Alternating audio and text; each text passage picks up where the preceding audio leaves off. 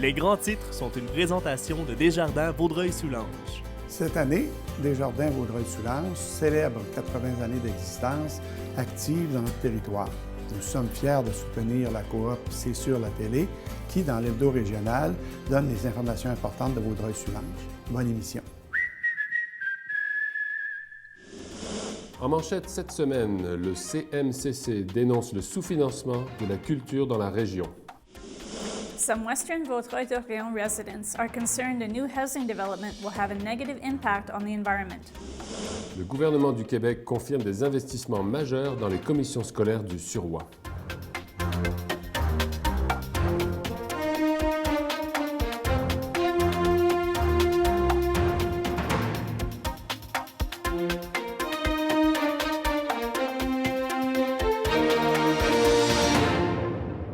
Bonjour et bienvenue à l'hebdo régional bilingue de Vaudreuil-Soulanges. Bonjour Carmen. Hi Willie, welcome to the weekly bilingual news broadcast for Vaudreuil-Soulanges. Carmen, des citoyens de Vaudreuil-Soulanges ont exprimé des inquiétudes à propos d'un projet domiciliaire. Yeah, absolutely. A proposed new development that would add 174 houses in the Duffief-Choisy region of Western Vaudreuil-Dorion has some residents questioning its potential impact on the environment. A February 17th public consultation meeting saw residents express their concerns to Mayor Guy Pilon about a planned sewage treatment plant being built close to the Vivery River that flows into Hudson. Residents also voiced worries about area wildlife that they say will be forced out of their natural habitat if the development goes ahead. Mayor Pilon countered the residents' fears by saying the Provincial Ministry of the Environment made an exhaustive 3-year study of the area and decided the project could proceed with minor modifications. The mayor said the area already has significant green space and residents who wish to preserve it from further development should consider purchasing it. Dans le cadre de la politique économique du Québec, Priorité Emploi, le gouvernement annonce des investissements majeurs dans 2 commissions scolaires de la région. Tout d'abord, la commission scolaire de la Vallée des Tisserands se verra octroyer une somme de plus d'1,8 million de dollars, puis 2 centres de formation professionnelle de la commission scolaire des Trois-Lacs recevront chacune 500 000 dollars. Les montants accordés seront destinés à acheter de nouveaux équipements pour certains programmes de formation professionnelle, ainsi qu'à effectuer différents travaux d'entretien et de rénovation. Some Rigaud residents are expressing concern that the route to the town's new eco-center will pose a safety hazard and decrease property values. At a February 17th information meeting, Mayor Hans Grunwald told residents that a change in access to the new facility would require purchasing both public and private land at a significantly increased long-term cost to taxpayers. The proposed new route, parallel to Highway 40, would cross railway tracks and cost taxpayers a collective additional $1.2 million, making it cost prohibitive to most residents. The mayor said efforts will be made to mitigate heavy traffic flow when the Eco Center is open for business in the coming months. Government financing for culture in the region is being threatened due to budget cuts. In studio with us, we have Dominique Trudel, head of the Conseil montérégienne de la culture et des communications, or CMCC, to explain the situation. Welcome to the studio. Bonjour Monsieur Trudel. Bonjour. Alors qu'est-ce que le CMCC et pouvez-vous nous expliquer son rôle? Le Conseil montérégien de la culture et des communications, nous sommes un organisme à but non lucratif. On a célébré cette année notre 35e anniversaire. Et notre premier rôle est de représenter et de défendre les intérêts supérieurs de la culture en Montérégie. Donc, on est un regroupement d'artistes et d'organismes culturels professionnels. Et naturellement, on les représente auprès de toutes les instances, que ce soit gouvernementales, municipales, régionales, où la culture doit faire sa place dans le développement, qu'il soit économique ou social ou autre. OK. Et quelles sont les particularités de la Montérégie au niveau culturel? Bien, la Montérégie, c'est une région vaste, populeuse et naturellement, on a plusieurs organismes culturels de qualité sur le territoire, que ce soit un réseau de diffuseurs, un réseau de bibliothèques impressionnant, des diffuseurs en art de la scène, un réseau de muséologie, de musées extraordinaires aussi. On a 41 musées de répertoriés en Montérégie. En fait, on est une région qui se démarque énormément à comparer aux autres régions, que ce soit en nombre, en quantité, en activité, parce qu'on est une grande région populeuse, on finit toujours par être un petit peu au-dessus des autres régions du Québec au niveau des activités qui ont cours en Montérégie. Describe the contribution that the CMCC makes specifically to Vaudreuil-Soulanges region. Well, we work basically with the different area at the development, at the cultural development. So we're going to work with the different, by example, with the Municipalité Régionale de Comté.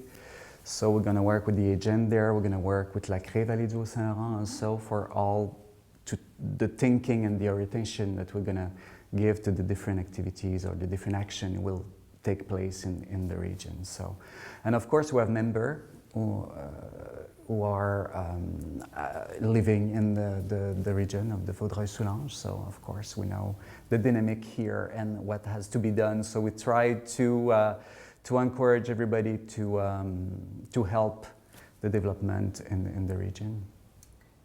Et quel est l'état actuel de la situation du financement de la culture en Montérégie? Ben voilà, le financement de la culture en Montérégie, ce qu'on déplore depuis déjà un bout de temps au Conseil montérégien de la culture et des communications, c'est l'iniquité que l'on retrouve par rapport aux autres régions du Québec. Comme je l'ai mentionné, en termes de population, on est 1 400 000 habitants. Quand on regarde les dépenses de l'administration publique, donc en culture, qu'est-ce qui est investi en culture? Par année, bon an, mal an, là, ça suit toujours à peu près la même courbe. En 2011-2012, les derniers chiffres disponibles, on était à 26 600 000 d'investis annuellement au niveau de la culture. Et quand on regarde ça, on se classe parmi les premiers. Donc, on regarde la région de Québec-Montréal, on dit, mon Dieu, après, on a la Montérégie avec 26 millions, c'est bon. Le problème, c'est quand on ramène ce calcul-là par capita, c'est-à-dire quand on le divise par habitant, puis qu'on fait, bien, ça veut dire qu'il y a combien d'investis par habitant, on arrive à 18,36 $ à peu près par habitant. Alors que la moyenne du Québec est de 125 $ par habitant. Grosse différence. Et quand on enlève naturellement la région de Québec et Montréal, qui sont quand même des métropoles culturelles, donc où il y a des musées d'État et des sociétés d'État, donc c'est sûr que l'investissement est plus grand à ce niveau-là. Mais si on prend juste donc les régions à l'extérieur de Montréal et Québec, la moyenne est quand même de 36 $ par habitant. Donc le double. Le double. Donc la Montérégie, on se retrouve à dire, bien, qu'est-ce qui se passe en Montérégie? Et pourtant, c'est pas parce qu'on a moins d'organismes, c'est pas parce que les besoins sont moindres, c'est pas parce que le talent n'est pas au rendez-vous. Alors on se pose la question, qu'est-ce qu'on fait à ce moment-là pour les habitants qu'ils aient droit au même développement culturel que les autres régions du Québec? Est-ce que vous voyez des pistes de solutions qui s'en viennent de la part du gouvernement, par exemple? En fait, je crois que le gouvernement reconnaît qu'il y a une iniquité au niveau des régions. Puis là, je parle de la Montérégie, puis je pourrais même dire que nos amis de la région métropolitaine, donc de l'autre côté, le Laurentide, le Laval, la Naudière, sont un peu dans la même situation que nous, sauf que déjà, eux, ils sont 3 régions, donc ça fonctionne déjà différemment qu'en Montérégie. Mais tout ce qui est autour de Montréal, c'est comme une fausse perception qui est que tout le monde en Montérégie va utiliser certains services de Montréal. Et c'est sûr qu'on a la chance d'être près d'une métropole culturelle avec tout ce que ça peut impliquer. Mais il reste que la mission des organismes en région qui offrent déjà une offre plus directe de proximité aux citoyens, eux, ils sont quand même là, comme dans les autres régions du Québec, et ont besoin de se développer. Et je pense que le gouvernement reconnaît qu'il y a une certaine iniquité. Dernièrement, il y a quelques mois, ils ont reconnu qu'il y avait une iniquité au niveau de la santé, par exemple. Ils ont commencé à investir davantage en Montérégie. Puis je pense que la solution, c'est celle-là, c'est de prioriser les projets de la Montérégie pour arriver à un certain équilibre ou à une certaine équité entre le développement culturel qui devrait se faire en Montérégie et qui ne se fait pas faute de fonds. How can the general public get in touch with your organization? It's really easy to contact us. We have a website. Of course, we regroups professional of the arts and the culture. So we're not with the general public. We have just little contact here and there for the promotion of the culture with the general public. But of course, if anybody has any question, it will be a pleasure to answer them. Thanks so much for joining us. You're welcome. Merci, M. Trudel. Merci. Situé en plein cœur de Soulanges sur le chemin Saint-Henri à Sainte-Marthe, qui ne connaît pas l'Auberge des Galants? Et aujourd'hui, pour nous en parler, nous recevons Madame Linda Galland. Bonjour. Bonjour. Welcome to the studio. Thank you. Alors, est-ce que vous pouvez nous parler un peu de comment est née l'idée de créer l'Auberge des Galants? L'Auberge des Galants est vraiment un rêve que mon mari, Gérard Galland, a commencé en 1968. Il regardait pour acheter une maison et lorsqu'il est rentré sur le chemin Saint-Henri, puis bon, il a bifurqué à la maison qui était située au 1171 chemin Saint-Henri, il y avait à peu près une quarantaine de chevreuils qui sont venus à son accueil. Alors, il est tombé en amour avec les chevreuils. C'est certain que le territoire, la région de Vaudreuil-Soulanges, il voyait bien qu'un jour, c'était pour se développer. Alors, il a acheté les 400 arpents et il a demeuré dans la maison. En 1972, lorsqu'il a vendu son restaurant à Montréal, c'est là qu'il a débuté l'histoire de l'Auberge des Galants. Alors, il a commencé avec un petit restaurant de 26 places. Et en 1982, moi, je me suis joint à lui. On a agrandi section restaurant, puis en 1988, on a rajouté 24 chambres. Alors là, on devenait une vraie auberge avec chambre et restaurant. Alors, c'est comme ça que ça a débuté. What keeps you in a tiny little town like St. Marthe? Well, really, that was the only place that you would have been able to find 400 acres and deer roaming only 45 minutes from downtown Montreal. So it was a real nice compromise between city life and country life. My husband comes from the Gaspé region, Matapédia, so he felt completely at home, and I have to admit that I couldn't see myself anywhere else now.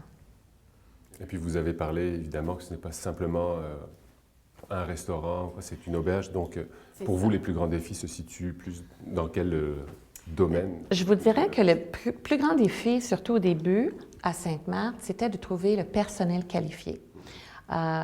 C'est certain qu'aujourd'hui, on ne peut plus faire semblant d'être restaurateur ou cuisinier, chef cuisinier. Ça prend quand même des études, ça prend quand même une formation et le talent, bien sûr. Alors, de trouver ces gens-là, mon mari était chef cuisinier, moi, j'étais plutôt vente et marketing. Alors, vraiment, les deux, ça comblait, ça faisait très bien l'affaire. Mais aussitôt qu'on a commencé à grandir, et grossir, ça nous prenait plus de personnel. Alors, c'était d'aller les chercher et les garder. On est chanceux, on a des employés avec nous, mon Dieu, qui sont là depuis plus de 20 ans. Mario Ménard, qui est avec nous. Et on a aussi eu la chance de procréer certains de nos employés. Alors, le chef maintenant, le chef actuel, c'est Neil Galland, c'est notre fils. Et Steven Galland, qui s'occupe de la sucrerie des Galland, qu'on a rajouté en l'an 2000. Puis Michael Galland, bien sûr, qui aide au niveau de tout l'entretien. 400 arpents, c'est quand même assez grand. Alors, il y a beaucoup d'entretien, puis lui, il aide. Alors, avec ça et les personnes qui se sont jointes à notre équipe, c'est vraiment une équipe formidable qu'on a. L'année passée, une partie de l'auberge est passée au feu. En 2012, je sais que tout le monde pense que c'est juste l'année passée, nous aussi, mais c'est en 2012, avril 2012. Nous avons eu un feu dans la section des chambres qui a débuté à l'extérieur de l'auberge. Malheureusement, soit un employé ou un client avait déménagé le cendrier qui était à l'extérieur et l'a accoté contre le mur, probablement parce qu'il pleuvait. Et en le déménageant, le dessus s'est enlevé. En tout cas, il a probablement été aussi utilisé comme une poubelle. Le feu a pris là-dedans. Et nous, on s'en est aperçus le 17 avril à 9h30 lorsque les flammes sortaient de la toiture. Alors, on s'entend que c'était vraiment un cas, je savais là, que c'était une perte totale. Je ne m'attendais même pas à pouvoir sauver la section du restaurant, mais on avait un mur coupe-feu. Et le personnel qui était en place, on venait de faire notre exercice de feu, d'urgence. Alors, tout le monde savait exactement quoi faire. Alors, les portes coupe-feu étaient toutes fermées. Tous les clients étaient rassemblés à un endroit. Les ordinateurs, les serveurs étaient sortis, les livres de réservation. Alors, je vous dirais qu'on n'a pas perdu le contrôle même lors du feu. Et le lendemain, on a bien vu qu'on avait pu réchapper à la section restaurant. Il y avait quand même beaucoup de dommages. Mais on a pu réouvrir le restaurant à partir de la Saint-Jean-Baptiste. On a fait tous les mariages qu'on avait réservés parce qu'on a tout de suite transféré beaucoup de mariages au pavillon de l'Érable, qui est la cabane à sucre. Le temps de nettoyer, de tout arranger à l'auberge. Et là, enfin, on vient d'ouvrir les dernières chambres. Alors, je vous parle au moment où demain, on ouvre la section complètement de nos chambres, là, complètement terminée. Alors, on va se retrouver avec 42 chambres au lieu de 24 chambres. Ça se termine bien. Oui.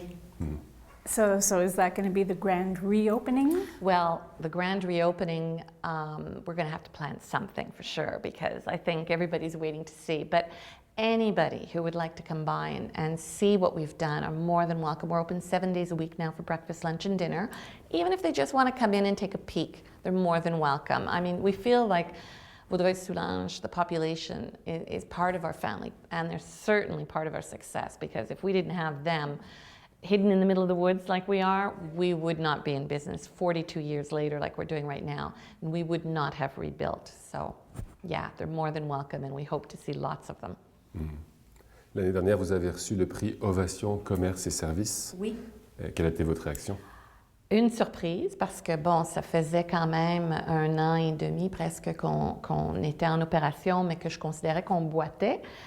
Par contre, les employés tenaient à s'inscrire dans notre candidature parce qu'on avait réussi à réaliser les mariages qu'on avait prévus. Puis pour eux, je pense que c'est aussi la raison pourquoi on n'a pas fait de dépression et on n'avait pas le temps. On était occupés. Il fallait qu'on avait un mariage 4 jours après le feu, là, puis on ne pouvait pas laisser tomber ces gens-là. Alors, on avait une raison de continuer. Puis ça nous a beaucoup aidés. Alors, eux ont tout mis ça sur papier, puis vraiment, c'était touchant. C'était extraordinaire de se voir reconnaître après un sinistre comme ça. Mais à ce concours-là, on a aussi été nommés pour la relève. On a gagné le concours pour la relève. Alors, c'était 2 prix qu'on a gagnés lors de la soirée Ovation. Et je vous dirais que c'est celui-là qui m'a vraiment surpris puis qui m'a vraiment fait plaisir parce que j'avais les garçons avec nous puis j'avais mes employés cadres avec nous. Et les employés, comme ils ont dit, eux sentent comme ils font partie de la famille. Alors, eux aussi faisaient partie de la relève. Et c'est vrai, parce que c'est une jeune équipe. On a rajeuni notre équipe. J'ai gardé les sages. Je me considère une sage. Puis, bon, j'ai gardé les plus anciens, mais on a vraiment une équipe plus jeune. Et ça paraît dans les menus, puis ça paraît dans le service. Et c'est vraiment le fun. Et pour vous contacter, on peut vous téléphoner. Vous avez un site web aussi? Oui, le site web, c'est probablement, si vous voulez vraiment voir ce qu'on a fait, c'est un bon départ, mais toujours au téléphone aussi, le 450-459-4241. Puis, ou tout simplement venir faire un tour. On a nos brunchs le dimanche, alors si les gens veulent quand même faire un petit tour, puis voir ce qui se passe, puis, ou avec l'ouverture de la cabane à sucre, pourquoi pas traverser la rue puis venir nous voir? Bien sûr, on viendra. Merci beaucoup d'être venu en studio aujourd'hui. Merci. Thank you so much. You're welcome. I'm going to be there. Oh, I hope so. Le Centre de femmes La Moisson est un organisme qui offre plusieurs services et activités afin de répondre aux divers besoins des femmes de la région. Pour en discuter, nous recevons aujourd'hui Claudine Léger, la coordonnatrice du centre. Bonjour Madame Léger. Bonjour. Welcome to the studio. Thank you. Tout d'abord, puis-je avoir des précisions sur ce qu'est un centre de femmes? Oui, bien, un centre de femmes, en fait, c'est un centre qui accueille toutes les femmes de la région. Pour nous, c'est Vaudreuil-Soulanges, donc toutes les femmes de Vaudreuil-Soulanges sont les bienvenues. Peu importe quelle problématique elles vivent, elles sont les bienvenues au centre de femmes, donc toutes les femmes sont accueillies. Ça s'adresse à tout le monde, à toutes les femmes. C'est ça. How long has the organization existed? Oui, le Centre de femmes a été fondé en 1985, dans la foulée des premiers centres de femmes qui ont débuté en 74-75. Et puis les centres de femmes ont comme objectif finalement d'aider les femmes à se prendre en main, à avoir plus d'autonomie, de l'estime de soi. Et puis tout ça a commencé pour sensibiliser la population à la violence conjugale et la violence en général. Qui était omniprésente à ce moment-là, dans ces années-là. Donc, les femmes se sont regroupées pour démarrer des centres de femmes un peu partout au Québec. Et ces centres de femmes-là faisaient du bénévolat. Les membres faisaient toutes sortes d'activités pour sensibiliser et pour s'entraider aussi, tout en relation avec la violence conjugale. Tout ça a changé un petit peu à travers les années. Les centres de femmes ont toujours conservé un esprit féministe. Donc, tous les centres de femmes ont la même base féministe et ont pour but d'aider la femme à garder et acquérir de l'autonomie et la confiance en soi, l'estime de soi. Et quelle sorte de services offrez-vous à la Moisson? Bien, on a 3 intervenantes à notre centre qui offrent les services aux femmes et elles font de la relation d'aide individuelle avec les dames. On a aussi des ateliers qui sont en après-midi et le soir, qui ont tous des sujets qui vont aller pour le développement personnel de la femme. Et on a des conférences aussi, toujours dans les mêmes thèmes, là, ce type de thème-là, pour aider les femmes à se comprendre, puis à développer leur estime. Et puis, on a aussi des cafés-rencontres le lundi après-midi sur différents thèmes encore. Ça permet des échanges entre les femmes quand elles viennent.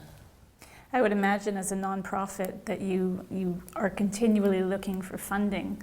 Oui, en effet. Tell us about that. Oui, en effet, c'est sûr qu'on reçoit une subvention gouvernementale, mais qui ne couvre pas tout l'ensemble du budget.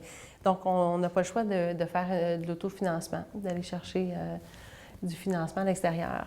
Notre plus grande levée de fonds, en fait, c'est notre activité spaghetti. Qui s'en vient justement, qui va se dérouler le 14 mars prochain à l'Omnicentre de Pincourt. Et puis, on est certaine qu'on va avoir une très grande réussite. On a réussi à mobiliser plusieurs partenaires, donc pour aller chercher vraiment des commanditaires qui vont nous permettre d'atteindre notre objectif et d'équilibrer notre budget pour continuer à donner des services gratuits aux femmes de la région. Pour 2014, quels sont vos projets et vos objectifs? Puisqu'on est situé à l'île Perrot, on veut essayer aussi de rejoindre un petit peu plus l'ensemble de la région de Vaudreuil-Soulanges. On a déjà des ateliers qui se donnent à Coteau-du-Lac. Donc, on a 2 groupes, un d'après-midi, un de soir, et il y a un petit peu de relation d'aide individuelle qui se fait aussi à Coteau-du-Lac. Par contre, c'est ça, on veut essayer de répondre à la demande, puis aller vraiment un petit peu plus justement dans Soulanges, où est-ce que les dames nous connaissent un petit peu moins, on est moins connus à ce niveau-là. Et on a aussi en 2015 notre 30e anniversaire, donc qui s'en vient, fait qu'on va on va certainement travailler sur ce projet-là au cours de la prochaine année. Oui. I know that International Women's Day is coming up on March the 8th. Do you have anything planned at the center to commemorate? En fait, le 8 mars donne un samedi, donc le centre est fermé pour cette journée-là. Par contre, le 10 mars, le lundi suivant, on a un café-rencontre, comme tous les lundis après-midi. Et ce café-rencontre-là va être sous le thème de la Journée de la femme. Et on va visionner avec les femmes un film qui représente une femme inspirante.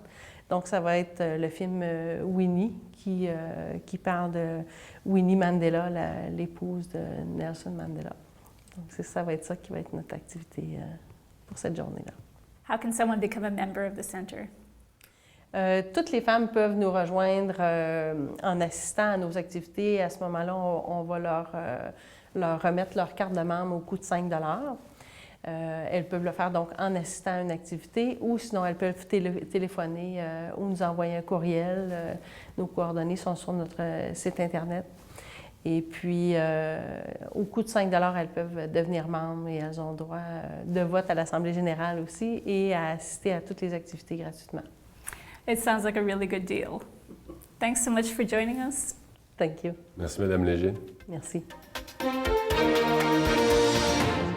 La CDC de Vaudreuil-Soulanges organise conjointement avec le député fédéral Jamie Nichols la Grande Foire communautaire le 5 avril prochain. Le but de cet événement est de faire connaître les organismes communautaires au sein de la population de Vaudreuil-Soulanges. Pour les organismes qui veulent réserver un espace de kiosque gratuitement, vous pouvez communiquer avec la CDC Vaudreuil-Soulanges le plus rapidement possible.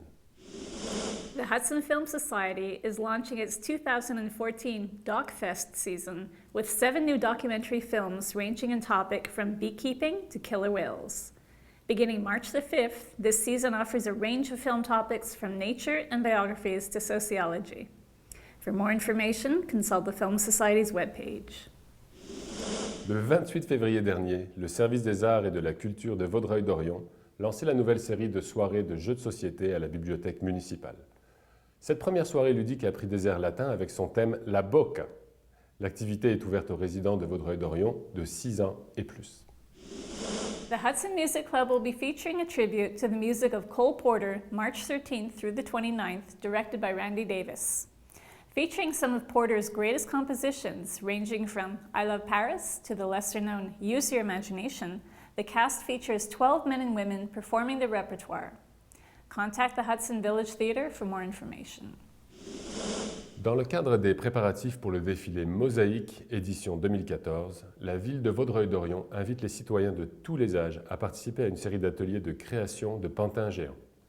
Ces ateliers, qui sont offerts gratuitement, ont lieu à la Maison Valois tous les samedis entre 10h et 14h du 1er mars jusqu'au 14 juin. Les ateliers seront animés par les artistes professionnels Stéphane Daigle et Anouchka Gravel-Galouchko. Come join the excitement and place your bids at Hudson Auction. There's always something for everyone, from dishes and teapots to artwork and sculptures, and always a few unexpected surprises. Sunday, March the 9th, doors open at 11 a.m. C'est la semaine de relâche, as-tu des plans, Carmen? Not really, I just plan on sleeping in because my kids don't have school. Et l'émission, elle, ne fait pas relâche, nous serons là la semaine prochaine. Bonne nuit, Carmen. Thank you, have a good week.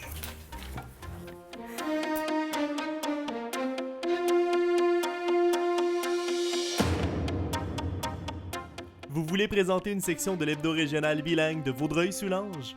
Contactez notre équipe pour savoir comment votre logo pourrait être vu par les centaines de citoyens qui nous regardent chaque semaine à la télévision et sur le web.